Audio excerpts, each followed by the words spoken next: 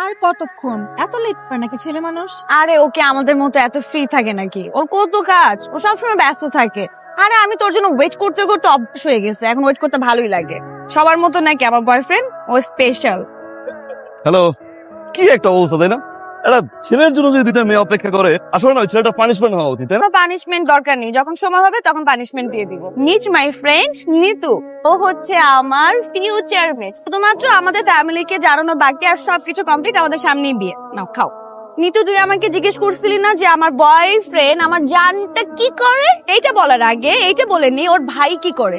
ওর ভাইয়ের এত পাওয়ার, ওর ভাই যে অফিসে আছে ওই অফিসে যে কোনো বড় অফিসার ঢোকার আগে এবং বের হওয়ার আগে ওর ভাইয়ের পারমিশন নিতে হয়। ওর ভাইয়ের যদি পারমিশন না দেয় তাহলে কেউ ঢুকতে পারে না, বের হতে পারে না। আরে বলতে দাও না, কথা বলবো তাই না? এ ভাই, দেখছিস বলতেও দেয় না।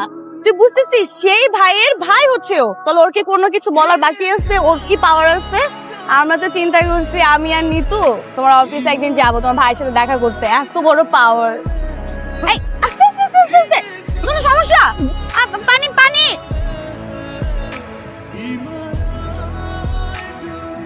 রাজু, ভাই একটা অসুস্থ তো, যার কারণে আমি আসছি। তুমি রাজু ছোট ভাই রকি, তাই না?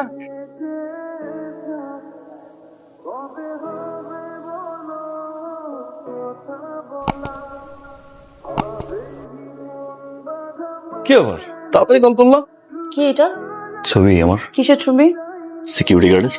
Security guard? তুমি সিকিউরিটি গার্ডে জব করো? মেয়ে আমাকে কি বলছে এতদিন? তোমার সাথে আমি এই জন্য রিলেশন করছিলাম? দিনের পর দিন তুমি আমার সাথে মিথ্যা কথা কেন বলছো? প্রতারক। শোনো, কি শুনবো তোমার কথা? আমি তোমার একটা কথাও শুনতে চাই না। তো আজকে আমার ফ্রেন্ড আমাকে এই ছবি সেন্ড করে, সেই দিনও আমার দেখতে হয়। তুমি এইটাই চাইছিলে আমার সাথে আসতে? মানে এখানে কে জানবে? আর জানার কে বাকি আছে? সবাই জানুক না।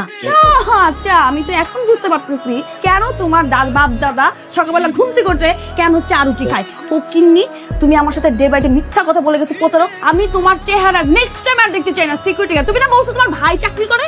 তোমার ভাইও তোমার সাথে সিকিউরিটি গার্ড চাকরি করে? ধরবা না তুমি আমাকে?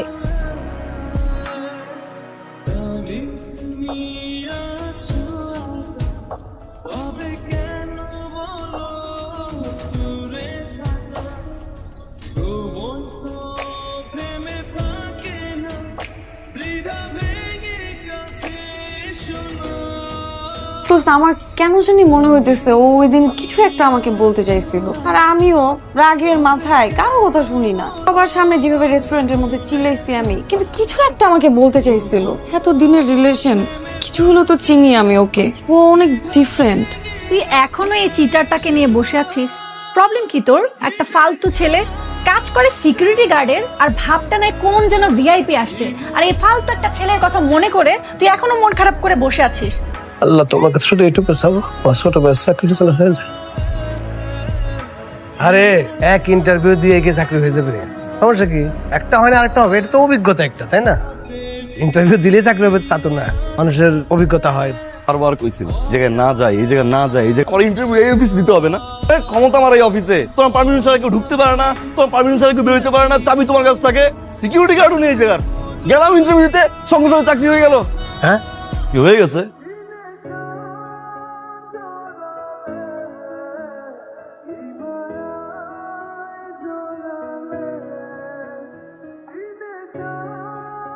আজকে আব্বা বাচ্চা থাকতে খুব খুশি হতো। কালকে ইয়ে করিস, শার্ট প্যান্ট কিনতে করতো, অফিসে লেগে শার্ট প্যান্ট লাগবো না, ঘড়ি কিনবি, শার্ট প্যান্ট কিনবি। আর তুমি খুশি হও না? আমি খুশি হই নাই। আমি খুশি হবো কেন? আমি একটা সিকিউরিটি গার্ড, আমার ভাই এত বড় বস, আমি খুশি হবো? তোমার তো জলে চলে খাও ভাই, নিচে বানাইছো আবার। স্যার, তোমার স্যালুট দিলে কেন? ওই তোমার ভাই। আপনি আমার স্যার, তো মানুষ আমি স্যালুট দিছি। আমার স্বপ্ন ছিল আমার বাইরে আমি স্যালুট দেবো, আমার ভাই আমার বস, আমার বস আমি স্যালুট দিচ্ছি। নতুন একটা বাসায় উঠ, তারপর তো সংসারটা কর, আমি গিয়ে তার বাড়িতে হামলা দেবো না। আমি কি আমার বিয়ের কথা বলতেছি? আমি তোমার বিয়ের কথা বলতেছি। যা হওয়ার হয়েছে, যে পরে দাঁড়াইতে বলছো দাঁড়াইছি আমি। এখন তুমি গিয়ে বিয়ে ঠিক করো। রাজু নাও, রকি তুমি নাও। মাইশা মা, একবার এদিকে আসো না। হ্যাঁ বলো। এই মাইশা কোথায়? নিয়ে আসো। এসে রেডি হচ্ছে, ডাকছেন। আচ্ছা নিয়ে আসো।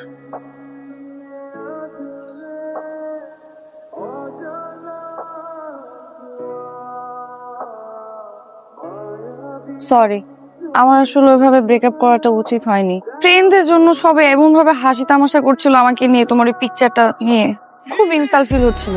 ঘুমাতে পারছিলাম না রাতে। আমি তোমাকে কিছু বলতে চাইনি, কিন্তু ওরা যেভাবে ধরলো আমাকে, তখন রাগের মাথায় তোমাকে এসে কথাগুলি বলতে হলো আমার। তখন বোঝা উচিত ছিল আমার।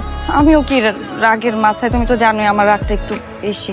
এখন এই বিয়েতে আমার কোনো আপত্তি নেই। সত্যি আমার তো আপত্তি আছে, এই বিয়েটা তুমি করতে পারবো না। মানে? আমার ভাই একজন সিকিউরিটি গার্ড, যদিও আমি এখন জব করি, বাট তারপর যদি এখন আমার ভাই অসুস্থ হয়, আমি কিন্তু আবার প্রক্সি দিব। ও আরেকটা বিষয়, ওই দিন কিন্তু আমি প্রক্সি দিয়েছিলাম, আমি সিকিউরিটি গার্ড ছিলাম না। তুমি তো কথাই শুনতে চাওনি।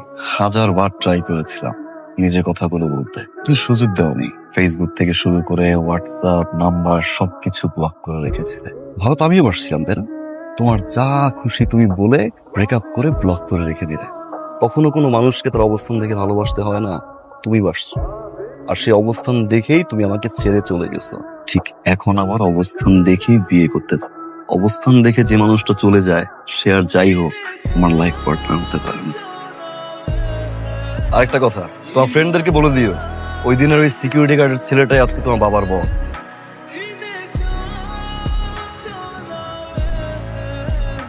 ভালো তো ছিল, লেখাপড়ায় ভালো, দেখতে শুনতে ভালো। না করলি কেন? তোর কি অন্য কোনো পছন্দ আছে? মেয়েটার নাম হচ্ছে মাইশা, আমার গার্লফ্রেন্ড ছিল। আমার তো বাপ মা সবই তুমি।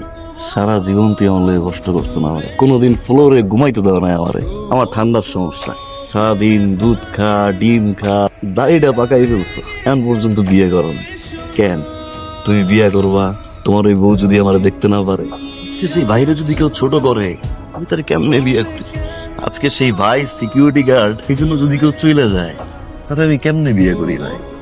মায়ের সাথে আমি খুব ভালোবাসি, এত সারা জীবন ভালোবাসি, কিন্তু আমার বাইরে যে ছোট করে, আমার বউ হইতে পারে না, আমি বিয়ে করতে পারবো না ভাই।